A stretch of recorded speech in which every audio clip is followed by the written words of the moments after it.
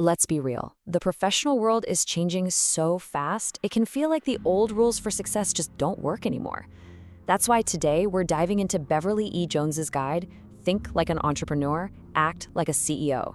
Think of it as a modern playbook for anyone who wants to grab the steering wheel of their own career. And this quote, it's really the heart of the whole book. The path ahead is, well, it's foggy, it's unpredictable. You might have a dozen different jobs, a bunch of side gigs, maybe you'll even go back to school. The old career map is basically useless. But the one thing you can control is how you prepare, and that becomes your compass in the fog. So that's the big question, right? If the traditional career path is gone, what do you do instead? Well, according to the author, the answer starts with facing a pretty stark reality about just how much the world of work has completely changed. Okay, let's just start with a hard truth. The kind of career your parents or grandparents had, it's pretty much a historical artifact at this point. The whole concept of a career has been rewritten, and just accepting that is the first and maybe most important step to figuring out what to do next. And that's really the core of it. The whole idea of joining a company, keeping your head down, and just climbing that predictable ladder for 40 years until you get a gold watch, well, the author pretty much calls that idea quaint. It's just not how it works anymore. Just look at the shift in what gives you security. In the old model, loyalty to your company was your safety net. But today, security comes from your own adaptability, your ability to learn, to pivot, to pick up new skills. Your path isn't a straight line up anymore. It's a non-linear journey, and having an entrepreneurial mindset is going to be your most valuable asset, for sure. So if all those old structures are gone, who's in charge now? And that brings us to the book's central, kind of game-changing idea. It's time to start thinking about your career as a business, and the name of that business is Me Incorporated. This is the absolute core of the CEO mindset. You are the chief executive officer of your own career, and it's so much more than just a catchy phrase. It is a profound mental shift. You stop being a passenger just kind of waiting for your company to take you somewhere, and you become the driver. You are fully responsible for the strategy, the direction, and yeah, the results. This comparison just makes the difference crystal clear, doesn't it? The passive employee, they wait for instructions. They feel kind of powerless, like a cog in a machine. But the active CEO, they're the engine itself. They plan ahead, they take full responsibility, and they see change as an opportunity, not a threat. So, okay, you're the CDO. What's your first order of business? Well, the book argues it's managing your most important asset, your own mind. Because your biggest challenges and your greatest strengths are all internal. You know what I'm talking about. We all have it. That little voice in your head, the one that's always commenting, warning, judging.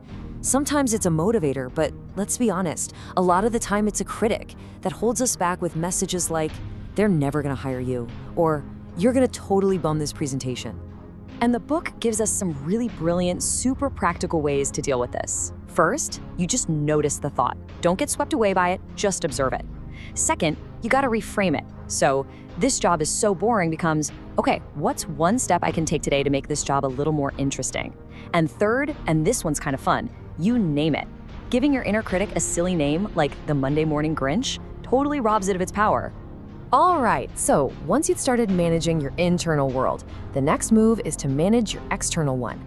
And this brings us right to the second pillar of this whole mindset, your personal brand, which really is just how the professional world sees you. Here is a huge realization. You have a personal brand, whether you manage it or not. It's the sum of what people think when they hear your name. It's your reputation. And it has the power to either open doors for you or quietly close them without you ever even knowing why. So the book tells this great story about a manager named Sally. She was super tech savvy, a real expert, but people saw her as a flake because her quirky personal style was kind of overshadowing her competence. She totally turned it around with a simple 3-step plan. First, she managed her appearance to line up with her goals. Second, she doubled down on building that technical expertise. And third, she started consciously showing up like the leader she wanted to be. It completely changed her career path. Finally, we get to the third pillar for the CEO of Me Inc. It's understanding that your relationships are your most valuable asset. And listen, this isn't about being that person who just collects business cards. It's about building a genuine, supportive web of connections. I love this chart. It shows your network isn't just one giant blob of people. It's a series of circles, from your core, your closest friends and family, to coworkers and acquaintances, all the way out to the wider community of people you share something with. And each one of these circles plays a totally different role in your career. Nurturing this network isn't just about being nice. It's a strategic investment in Me Inc. And it all comes down to one really key idea: give first. Be helpful. Make introductions for other people. Show up. Cheer for them. This isn't just networking. It's about creating value for others, which in turn builds this incredibly powerful support system for your own business, which is your career. So that's the playbook. The old career is dead. You are the CEO of Me Inc. Your job is to master your inner game, build your personal brand, and nurture your network. So the only question left is the one right here on the screen. If your career is your business, what's your next strategic move?